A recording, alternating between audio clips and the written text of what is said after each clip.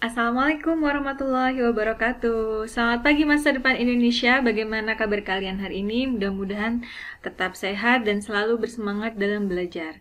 Anak-anakku, hari ini kita akan mempelajari materi mengenal aplikasi pengolah gambar bitmap, yaitu dalam hal ini adalah Adobe Photoshop. Minggu lalu kalian sudah belajar membedakan bagaimana karakteristik gambar bitmap dan vektor. Nah, minggu ini kita mulai masuk pada praktek. Nah, untuk prakteknya nanti saya harap karena kondisi COVID dan kita tidak mungkin praktek di lab, jadi bagi kalian yang tidak ada perangkat komputer atau laptop, bisa berkelompok dengan teman kalian yang sehat ya. Jadi nanti silakan membuat kelompok, belajar di mana, disepakati bersama. Kemudian tetap kita akan belajar praktek ya. Untuk materi kali ini, Bu Maya akan menggunakan foto yang sudah kalian kumpulkan di tugas ya. Nah, saya mohon izin, saya menggunakan tugas dari Ayu Dewi ya, juga tugas dari Denny Kusuma ya, dari MM2. Nah, ini dua-duanya mengumpulkan foto hasil jepretan kamera HP ya. Dan setelah di-download, nanti kita buka aplikasi Adobe Photoshop ya. Nah, seperti ini tampilan landing page-nya ya untuk aplikasi Photoshop. Ditunggu saja sampai benar-benar terbuka sempurna. Versi yang digunakan kali ini adalah Photoshop 2020 ya. Mungkin ada di antara kalian yang masih menggunakan versi di bawahnya. It's okay ya, nggak apa-apa. Tetap kalian bisa gunakan karena pada dasarnya fitur-fiturnya sama. Hanya ada sedikit pengembangan di beberapa tools ya. Ini saya ambil dua foto yang sudah saya download. Nah, ini ada dua foto. Ini punya Denny kalau nggak salah, dan ini punya Ayu Dewi ya. Nah, untuk mengetahui karakteristik gambar, kita lihat dulu. File ini adalah file jepretan langsung dari HP ya. Ini tampak dari nama filenya ini ya, IMG. Ini biasanya file yang secara otomatis di-generate ya oleh kamera HP. Kemudian kita bisa melihat di menu image, kalian masuk ke tab image size. Nah, di situ akan tampak ukuran filenya berapa. Ini punya Ayu Dewi ini 14,4 mega. Dimensinya atau ukuran filenya menggunakan satuan pixel 1936 kali 2592 pixel ya. Dan resolusinya adalah 72 pixel per inci. Artinya dalam setiap inci, 1 inci itu kira-kira 2, sekian senti ya. Jadi setiap 2, sekian senti itu ada 72 titik. Nah, semakin besar resolusi, maka akan semakin bagus gambarnya. Saya biasanya pakai kalau untuk di Photoshop ini saya biasa pakai resolusi 100 sampai 300 ya. Itu sudah cukup baik. Karena resolusinya hanya 72 per inci ya, maka gambar yang dihasilkan nanti juga tidak akan. Nah, ini masih ada kesan titik-titiknya ya, karena kurang rapat. Jadi pixelnya itu kurang rapat. Nggak apa-apa, dari sini kalian sudah bisa mengetahui, oh ini kalau resolusinya 72 pixel per inch, hasilnya seperti ini ya. Demikian juga punya Denny, ini sepertinya menggunakan resolusi yang sama, sehingga hasilnya, ini image-nya kita lihat sama, resolusinya 72 pixel per inch ya. Oke. Kalau sudah anak-anakku, nah hari ini kita akan belajar mengenal tools atau alat-alat apa saja yang ada di Photoshop ya. Dimulai dari yang di tengah ini ya, yang ada gambarnya ini, kotak ini ya. Kotak ini namanya kanvas ya, kanvas. Kemudian kalau di Corel namanya workspace ya, tapi kalau di Photoshop namanya kanvas. Di sini nama-nama filenya ya. Kemudian di atas ini ada menu. Nah, ada file untuk mengatur semua hal yang berhubungan dengan file, menyimpan, membuka, kemudian mengekspor, mengimpor, itu di sini. Kemudian edit ya, menu edit ini ada untuk undo, ada untuk redo, kemudian untuk paste, kemudian untuk mengatur fill-nya. Nah, kemudian yang paling sering saya gunakan di sini ya transform, menu transform ini ya, ada di edit. Kemudian ketiga, menu image. Nah, ini digunakan untuk mengatur pengelolaan image atau gambar. Ya, baik itu warna, kemudian penyesuaian warnanya atau adjustment, kemudian ukuran image-nya, ukuran gambarnya, kemudian menduplikasi dan lain-lain, memotong ya. Cropping itu di sini di image. Kemudian ada layer. Nah, ini mengatur layer-layer ya. Nah, di sini yang paling sering saya gunakan adalah ini menu rasterize layer, yaitu mengubah layer Smart Object menjadi layer Photoshop. Nah, ini layernya di sini. Untuk mengaktifkan window layer ini, kalian tinggal masuk menu window, kemudian tekan F7 atau layersnya diaktifkan. Nah, ini kalau saya hilangkan, ini diaktifkan kembali. Nah, ini hanya ada satu layer karena kita belum melakukan manipulasi ya. Kalau kita impor gambar, secara otomatis dia akan muncul layer backgroundnya dengan tanda terkunci. Kita buka dulu kuncinya supaya bisa diedit ya, sehingga nah hasilnya akan seperti ini di panel layer ya. Kemudian menu lainnya adalah menu type. Nah, di sini kita bermain dengan huruf atau teks. Kemudian select, ini adalah menu untuk menyeleksi objek ya. Di sini ketentuan seleksinya di sini, apakah mau masking, kemudian mau mentransformasi seleksi. Nah, itu di sini. Kemudian menu filter. Nah, menu filter ini erat kaitannya dengan efek-efek yang diberikan oleh Photoshop kepada objek. Nah, nanti kita akan pelajari. Menu 3D ya, ini memberikan efek 3D, kemudian view untuk mengatur tampilan, kemudian menu Windows untuk memunculkan panel-panel yang ada di dalam Photoshop ya. Panel layer saya paling sering tuh pakai panel layers, kemudian colors, kemudian ini colors ya. Nah, ini di sini. Kemudian paths ya.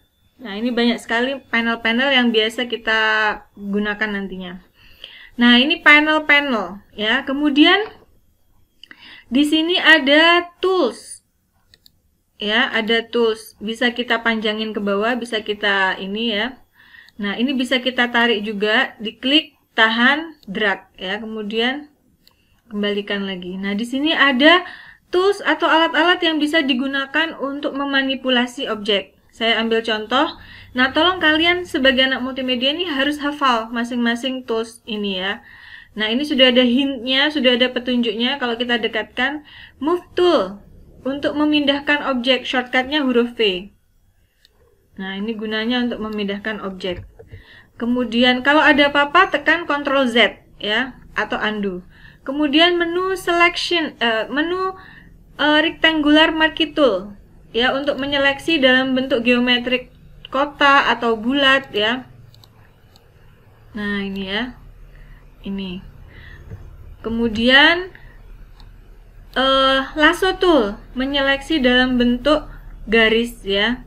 Polygon lasso ini garis. Nah, cara mengakhiri seleksi di klik klik klik klik klik klik klik klik. Kalau sudah mau diakhiri, dekatkan, double klik, klik klik. Nah, kemudian ada quick selection tool. Nah, ini menyeleksi objek berdasarkan kerapatan warna. Nah, ini kalau kalian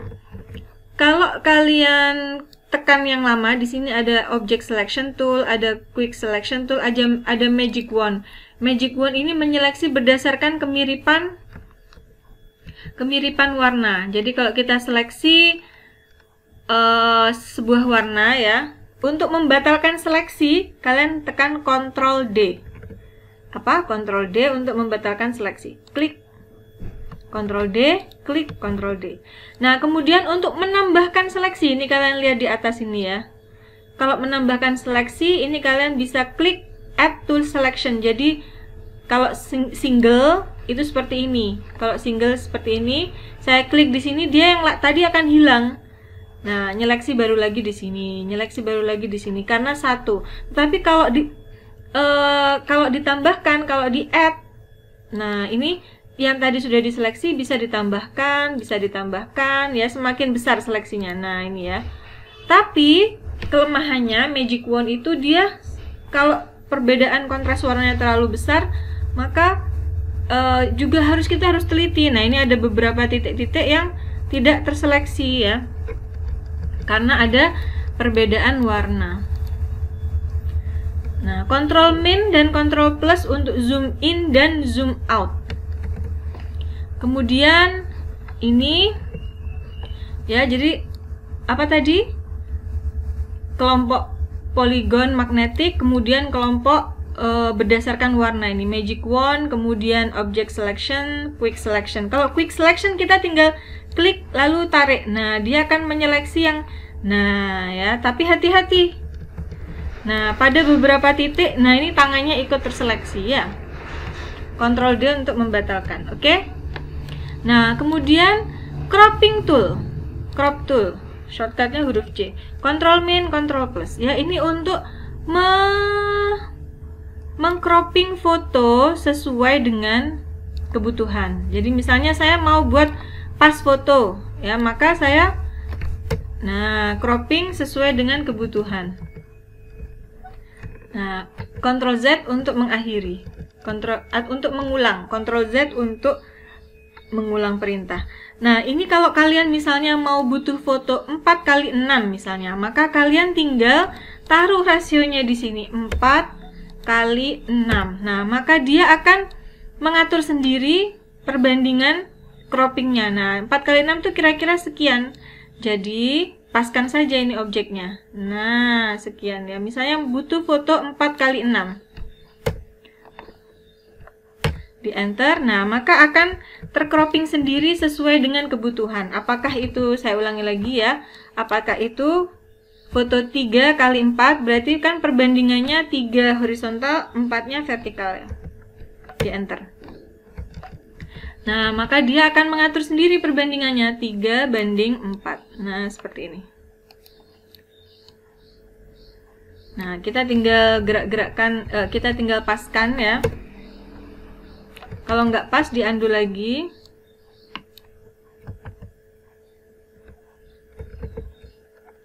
Nah, nanti kita manipulasi lagi.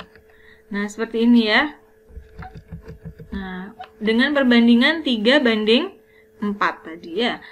Frame tool. Nah, ini untuk meletakkan objek ini, kalau di Corel namanya power clip ya. Nanti kita pelajari. Kemudian eyedropper tool. Eyedropper tool itu mengambil sampel warna dari sebuah gambar. Saya ambil contoh, misalnya kalau saya tekan brush tool dengan warna foreground atau warna di atas itu warna putih, maka yang timbul adalah warna putih sesuai dengan foreground color ini. Tetapi kalau saya gunakan eyedropper tool, I shortcutnya, klik ya, maka dia secara otomatis akan mengambil sampel warna dari objek yang saya klik tadi itu ya.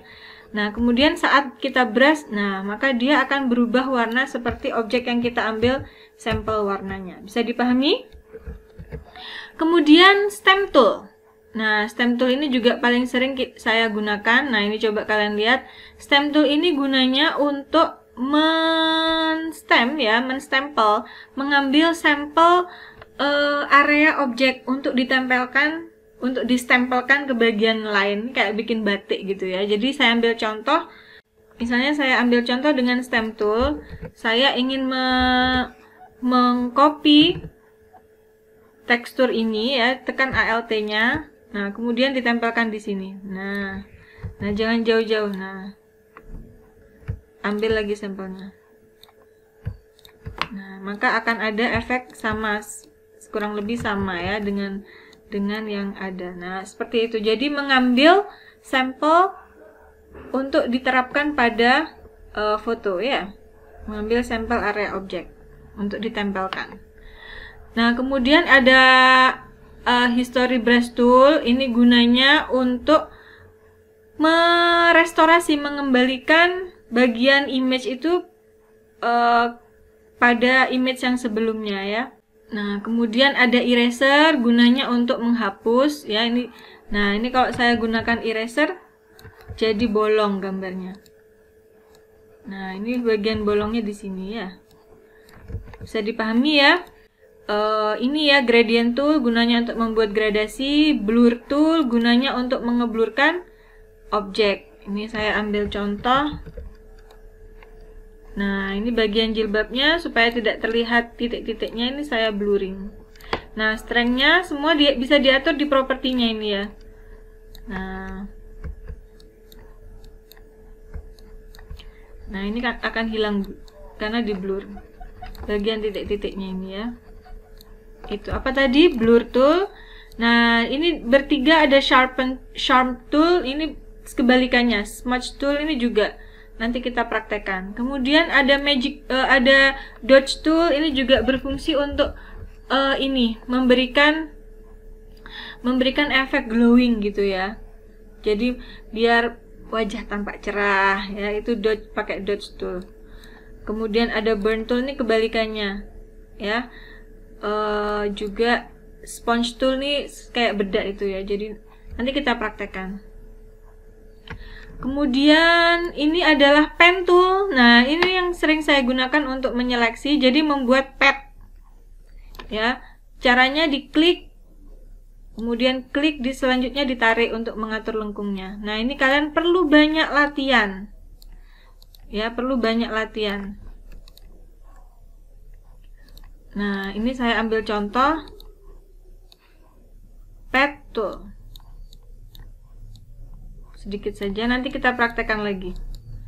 Ditutup, kemudian klik kanan, make selection, buat seleksi dengan feather itu feather itu ini ya, apa ya, bukan transparan, pinggirnya itu agak lembut, itu agak ada bulu-bulunya, itu gimana ya. Kalau itu brush, itu kelembutan brushnya itu kalau 0 dia benar-benar memotong persis. Nah, kita pakai 0 misalnya. Nah, saya jarang kalau untuk seleksi foto, saya biasanya pakai feather karena supaya lebih lembut pinggirannya, nggak benar-benar terpotong. Nah, kalau kita balikan seleksinya, nah maka akan menghasilkan fotonya terpotong seperti ini. Bisa dipahami ya? Apa tadi? Pad tool. Ctrl D untuk unselect. Bisa kita lihat padnya ada di sini, tersimpan di sini di workpad ini ya, di panel pad. Kemudian ada teks untuk meletakkan teks. Nah, misalnya dikasih nama. Nah, untuk mengatur teksnya, kalian tinggal double klik, kemudian di propertinya ini sudah muncul huruf apa saja, kemudian ini ya, semuanya muncul di sini. Nanti kita pelajari lebih lanjut. Kemudian nah, pad selection, kemudian ada ini membuat rectangle, pad berupa rectangle. Kemudian, nah ini yang paling sering saya gunakan nih adalah hand tool. Nah, gunanya untuk menggerak-gerakkan kanvasnya ya. Jadi bukan mengubah posisi image, tapi menggerakkan kanvas ya. Kemudian, nah shortcutnya ini spacebar. Jadi kalau kita tekan spacebarnya, nah ini enak, kita zoom in, zoom out. Nah, ini menggerakkannya pakai spacebar, zoom in, zoom out. Kemudian ada colors, ini ada foreground, itu adalah warna yang sedang aktif saat ini. Nah, backgroundnya itu di belakangnya, ini warna background, ini foreground, ini background. Nanti kita lebih jauh lagi belajar ya. Kemudian ini quick mask mode ya, shortcutnya huruf Q. Nanti kita belajar juga. Jadi kita bermain efek paling dasar adalah dengan menggunakan efek masking. Seperti apa nanti kita praktekkan. Itu anak-anakku untuk pembelajaran pada pagi hari ini. Nah, untuk kali pertama tugas kalian adalah mengubah foto yang hasil jepretan kalian ini menjadi file foto 3x4 ya. Nanti untuk ganti backgroundnya minggu depan. Nah, bagaimana caranya tadi? Jadi jangan lupa foto tadi dibawa masuk ke Photoshop, dibuka, di open, atau bisa diklik and drag tadi ya. Kemudian atur croppingnya tadi. Saya beri tugas kalian ukuran 3x4 ya, 3x4. Nah, kemudian atur ya, ditarik ujung-ujungnya. Kemudian atur posisi objeknya. Nah, kemudian di enter kalau sudah ya, kalau sudah pas di enter. Ini rasionya 3/4. Nah, kemudian kita sesuaikan dulu pewarnaannya. Jadi sebelum diedit-edit ya, kita buka dulu. Nah, kemudian saya biasanya selalu menyimpan gambar asli ini, layar gambar aslinya ini, supaya nanti kalau ada apa-apa kita nggak sulit untuk kembali ke awal ya. Jadi saya selalu copy layernya ini. Jadi layer foto asli, misalnya ini saya kasih foto asli. Nah, dikasih nama, double klik aja, klik-klik ya. Kemudian diduplikat, caranya di drag ya. Kemudian drag ke arah tambah icon ini ya, plus icon ini. Nah, sehingga akan muncul ini foto asli, copy tadi diganti foto edit. Nah, ini saya kasih nama foto edit. Nah, foto aslinya dimatikan. Nah, jadi sebenarnya di sini ada dua foto, tapi saya matikan foto asli. Nanti suatu saat kalau saya butuh, saya akan gunakan lagi. Nah, ini untuk arsipnya ya. Nah, sekarang kita edit yang foto edit ini. Ya. Nah, sekarang yang pertama, jadi selalu yang pertama sesuaikan dulu kualitas gambar. Nah, tadi karena gambar ini tadi sama 72 pixel per inch ya, tergantung kualitasnya juga. Ya sudah, kita terima saja ya. Gambar yang ada, kalau kita ingin profesional, gambar yang ada gimana caranya harus bisa maksimal ya. Kita atur dulu, kita adjust atau kita sesuaikan dulu pewarnaannya. Nah, masuk menu image. Jadi setelah mengatur ukuran, kemudian mengatur warna ya. Mengatur warnanya, gelap terangnya, kemudian ini. Nah, saya biasanya menggunakan ini untuk mengatur kotak yang di awal ini untuk mengatur ini ya, kontras tidaknya warna, exposure-nya ya. Nah, saya biasanya pakai di antara level atau kurva ini. Saya coba level. Nah, kalian lihat kalau slide warna hitamnya kita tarik, nah maka maka warna gelapnya akan semakin tampak. Nah, karena itu saya atur kontrasnya, putihnya juga nah ditarik ya. Nah, sehingga gambarnya akan tampak lebih cerah. Nah, kemudian keseimbangannya ini bisa kalian atur dengan mengatur yang di tengah ini. Kalau kita mau menggunakan ini ya, kurva, ini juga sama. Jadi untuk mengatur tingkat kecerahan warna putihnya, kita bisa tarik kurvanya ke atas, ke bawah semakin gelap. Nah, seperti ini. Ya, itu kalian tinggal main di sana kurva. Nah, sudah. Itu untuk mengatur kecerahan warna. Lebih jauh lagi untuk mengatur keseimbangan warnanya, kita bisa masuk kotak yang kedua ini.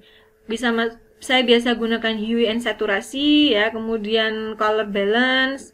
Ini untuk mengatur keseimbangan warna RGB-nya ya, kemudian black and white, kemudian foto filternya. Ini mau dikasih filter kayak ada efek-efek warna. Nah, itu bisa nanti kita pelajari lebih lanjut. Ya, sekarang kita sudah belajar mengatur apa tadi?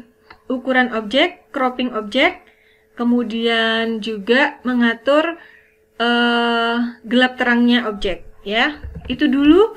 Nah, minggu depan kita akan belajar mengganti background dan memberikan efek cantik ya, memberikan efek cantik di wajah di bentuk pas foto ya. Itu saja. Mudah-mudahan kalian bisa memahami materi saya. Semangat belajar dan jangan lupa cari kelompok yang bisa belajar bersama untuk praktek ini. Jadi kalian bisa praktek di rumah teman ya, atau semoga saya doakan kalian bisa segera punya laptop sendiri ya. Jadi kalau masa pandemi punya laptop itu alhamdulillah, nanti bisa belajar lebih banyak ya. Sampai di sini anak-anakku, semoga kalian sehat selalu. Sampai jumpa di materi minggu depan. Assalamualaikum warahmatullahi wabarakatuh.